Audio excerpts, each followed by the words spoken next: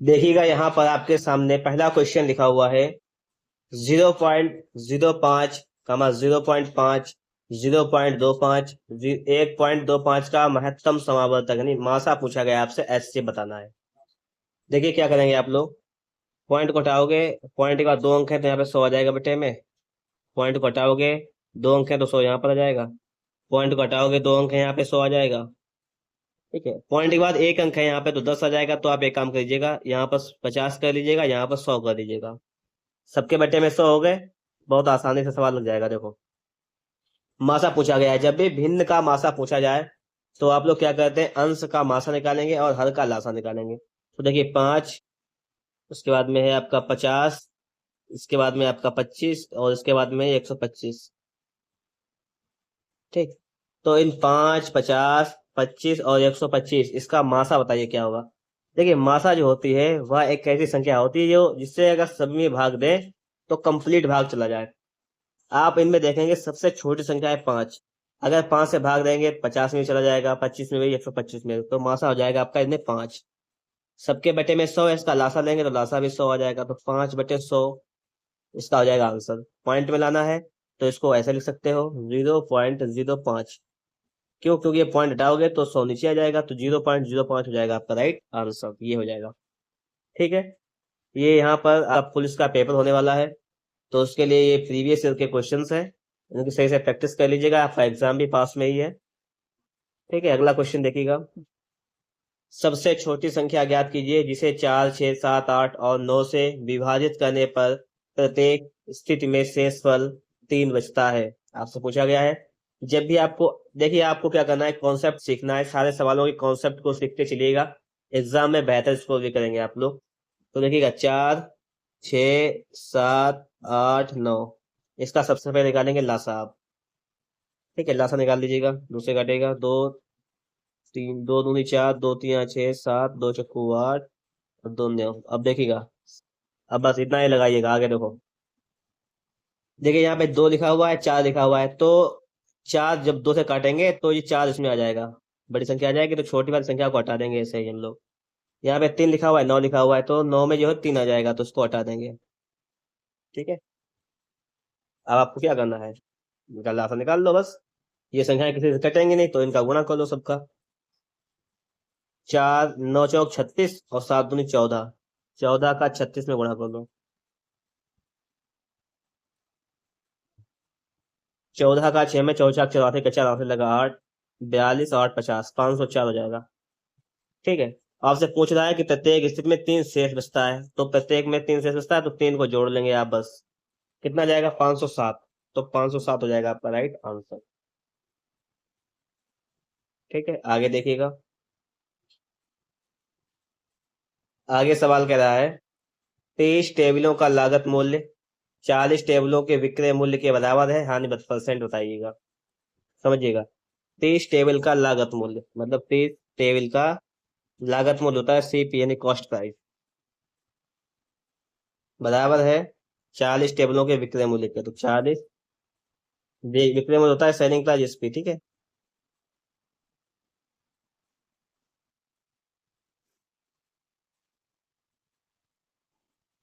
30 वस्तुओं का क्रय मूल्य 40 वस्तुओं के विक्रय मूल्य के बराबर है। इसको यहाँ से काट दो, 0 0 को। सीपी बटे में जाएगा एसपी बराबर 4/4 ये 3 हो जाएगा यहाँ। अब देखो, सीपी मतलब होता है कॉस्ट प्राइस, हमने कोई चीज 4 रुपए की खरीदी। एसपी माने होता है सेलिंग प्राइस, और 3 रुपए की बेच दी। हमें बताओ, आप लोग 4 रुपए की कोई चीज खरीद कर 3 की बेचोगे तो घाटा होगा आपको। बिल्कुल 1 रुपए का घाटा हो गया। कितने पर, 4 पर। गुणा लगा लो 100, तो ये परसेंट में बदल जाएगा। इसको सॉल्व करो, 4 से काटोगे 25 आ जाएगा, तो यह जाएगा आपका 25%। ठीक है, ये सवाल देखो। 2 प्रकार के चावल की दर 11 रुपए प्रति किलोग्राम और 21 रुपए प्रति किलोग्राम है। 17 रुपए प्रति किलोग्राम की दर से एक मिश्रण प्राप्त करने के लिए दो प्रकार के चावल का अनुपात ज्ञात कीजिए। देखिए, 2 प्रकार के चावल की कीमत है 11 रुपए, एक की 11 रुपए प्रति किलोग्राम और एक की 21 रुपए प्रति किलोग्राम। और इनको मिला दिया गया है, किस अनुपात में मिलाएं कि कीमत जो हो जाए 17 रुपए हो जाए। तो कीमत जो मिश्रण वाली हो जाएगी उसको बीच में लिखो। अब देखो बहुत सिंपल तरीका है। 21 से 17 जाएंगे, कितने बचेंगे? 17 और 4 21 होते हैं, आपको पता होगा। बताओ। 4 बचेंगे, 4 लिख लो। अनुपात 11 और 17, इनका आंसर कितना हो जाएगा? 17 से 11 जाएगा 6, तो 4 अनुपात 6 हो जाएगा आपका राइट आंसर। यहाँ पे दिया नहीं गया है, कोई बात नहीं, इसको सॉल्व कर लो थोड़ा सा और। 2 से काटो, 2 दूनी 4, 2 तिया 6, 2 अनुपात 3 आपको दिया गया यहाँ पर, तो ये वाला हो जाएगा आपका राइट आंसर।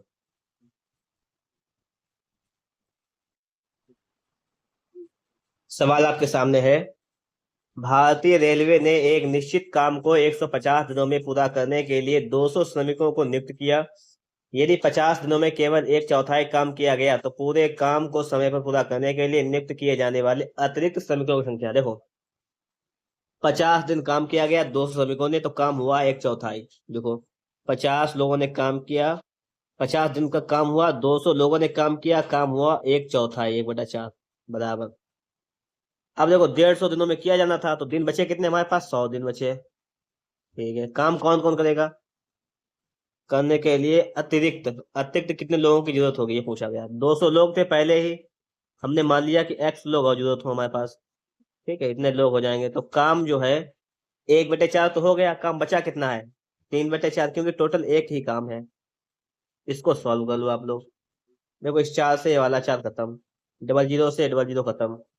ठीक है, 15, 50 दूनी 100 और 100 का 300 में कितना हो जाएगा? 600। देखो 50 दूनी 100, 100 300, ये हो जाएगा 300 बराबर 200 प्लस एक्स। 200 माइनस कर लो, तो यहाँ पर एक्स का मान कितना जाएगा? एक्स का मान आ जाएगा आपका 100। मतलब अतिरिक्त 100 लोगों की जरूरत पड़ेगी यहाँ पर। समझ गए होंगे बात आप लोग? आगे देखिएगा। अगला सवाल है कि 12 पुरुष और 18 महिलाएं एक काम को 10 दिन में कर सकते हैं। 9 पुरुष 18 महिलाएं उसी काम को 12 दिन में कर सकते हैं। यदि 2 पुरुष और 3 महिलाएं एक साथ उसी काम को करते हैं तो वह कितने दिनों में काम पूरा कर सकते हैं? ये सवाल आपसे पूछा गया है। ये तो है। देखिए सबसे पहले हमें इसे पता होनी चाहिए, एफिशिएंसी पता होनी चाहिए बस। देखो कैसे। 1 मिनट रुक जाओ केवल आप लोग, मैं ये ऑप्शन हटा देता हूँ।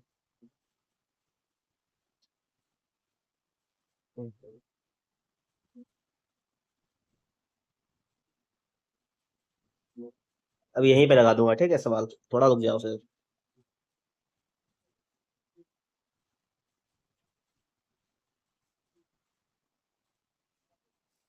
देखो क्या कह रहा है। 12 पुरुष और 18 महिलाएं एक काम को 10 दिनों में कर सकते हैं, यही तो है। मतलब 12 मेल प्लस 18 फीमेल एक काम को 10 दिन में कर सकते हैं, एक काम को कर सकते हैं ये लोग 10 दिन में बराबर। उसी काम को 9 पुरुष यानी 9 मेल, 18 महिलाएं मतलब 18 फीमेल कर सकती हैं 12 दिनों में। तो पहले यहाँ से इफिशियंसी मिलेगी, ठीक है, मेल फीमेल की रेशियो मिलेगा इफिशियंसी का, कार्य क्षमता का।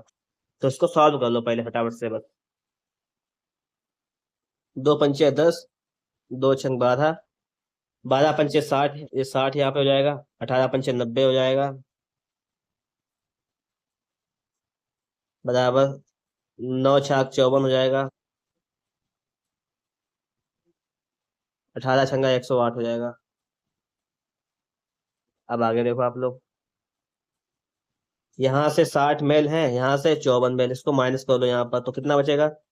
60 से 54 जाएगा 6 बराबर। और 108 से 90 घटा लो, कितना हो जाएगा? 18। 18 फीमेल, इसको हल कर लो। देखो 6 एकन 6, 6 तियां 18। मतलब यहाँ से मेल अगर फीमेल को यहाँ बट्टे में लाओ तो बराबर हो जाएगा आपका 3:1। 3:1 आ गया है। इतनी बात हो गई। अब क्या करना है हमें, अब समझो। अगर आदमी जो है एक दिन में 3 काम करता है तो औरत एक काम करती है, तो टोटल काम निकाल लो, टोटल काम है कितना? देखो 18 M, इसमें मान रख लो M का, M का 3, 18 तियां 54, 18 तियां 12 तियां 12 है, 12 M, 12 तियां 36, 18 एकन 18। 8 अच्छे 14 अक्षर आंसर लगा, एक 4 1 5 54 ये हो गया। और ये 10 का गुणा है तो 540, टोटल काम कितना हो जाएगा 540, टोटल काम 540। अब देखो टोटल काम आ गया 540। कल कौन रहा है, 2 पुरुष 3 महिलाएं। पुरुष काम करता है 3 एक दिन में, महिला करती है एक काम। तो 2 3 6, 3 6 3 9, 9 से भाग कर दो, 9 4 54, 60 दिन कितना जाएगा, 60 दिन हो जाएगा आपका राइट आंसर। बस समझ में आई होगी आप लोगों को। आगे देखो सवाल। ये तो वही सवाल है। देखो क्या कह रहा है।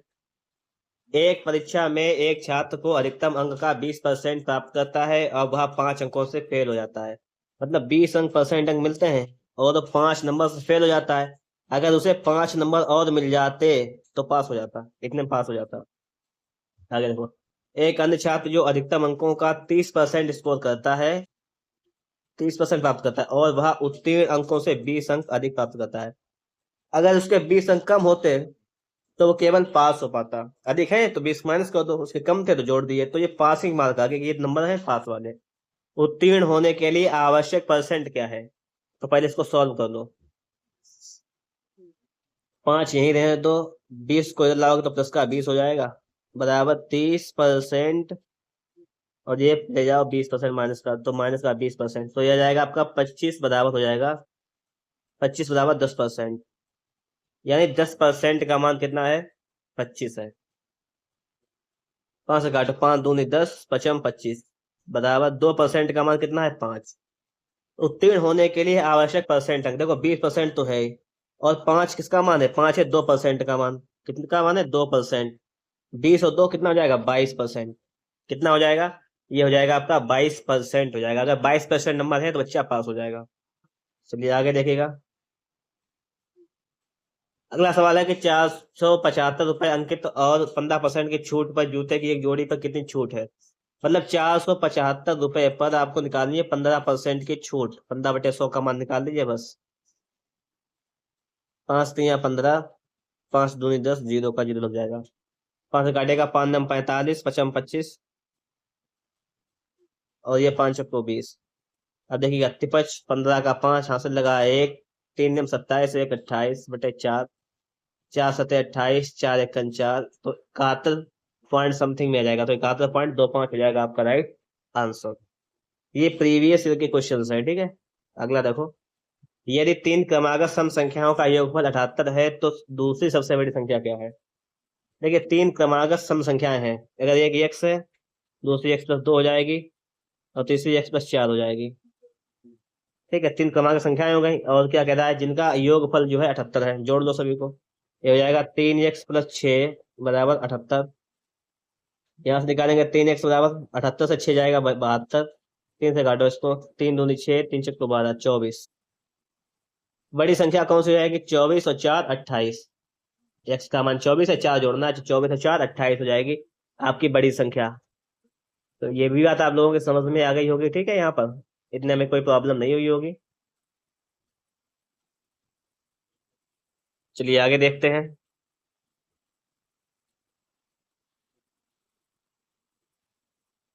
एक बस 50 किलोमीटर प्रति घंटे की गति से 250 किलोमीटर की दूरी तय करती है। समय पूछा गया है। समय बराबर क्या होता है, आप कहेंगे दूरी बटे चाल।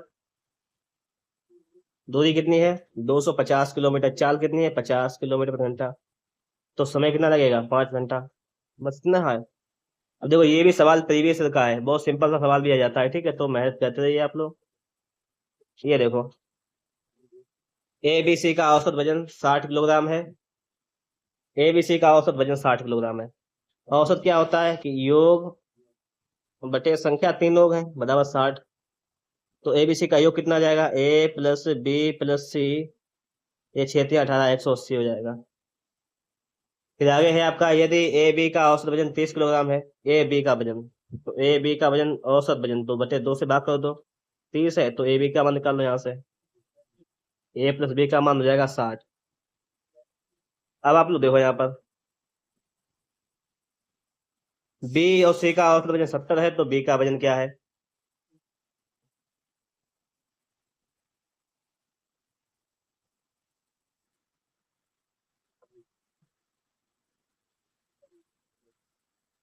देखो आप लोग यहाँ पर,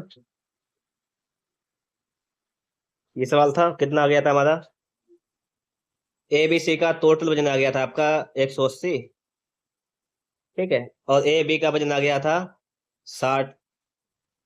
बी और सी का औसत वजन 70 है, तो ये हो जाएगा, बी सी का टोटल वजन हो जाएगा 140। पूछा गया तो बी का वजन कितना है। देखो, ए बी का वजन कितना है, 60। तो सी का वजन देखो निकाल लो पहले, सी का वजन आएगा आपका 120।